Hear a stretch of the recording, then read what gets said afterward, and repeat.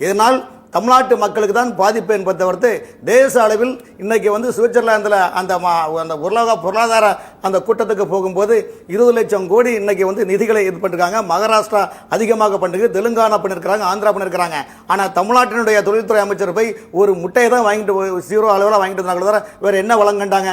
இந்தியாவில் கடந்த 4 ஆண்டுகளில் 2 முறை உலக தொழிலதிபர்கள் மாநாடு போட்டாங்க, 3 முறை முதலமைச்சர் வெளிநாட்டில் சொன்னாங்க.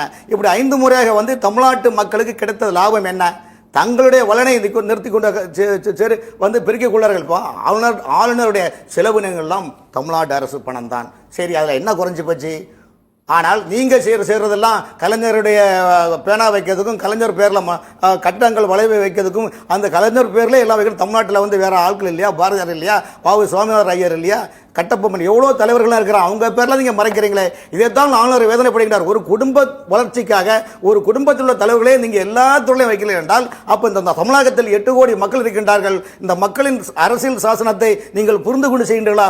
ஒரு குடும்பம் நிர்வாகம் பண்ணுவதற்காக தமிழகம் தேவை பண்ண முடியாது என்பதற்காக தான் ஆளுநர் தொடர்ந்து கோடிட்டு காட்டுகின்றார். ஆகவே தேர்தல் நெருங்க ஆளுநர் மீது பொய் பிரச்சாரம் செய்வார்கள். ஆண்டாள் பிரதேசம் அவர்கள் இதுவரையும் பேசி நம்முடைய சங்கி அவரும் சொல்றாங்க. அவர்கள் ஒரு தொடர் சொற்பொழி மாதிரி பண்றாங்க.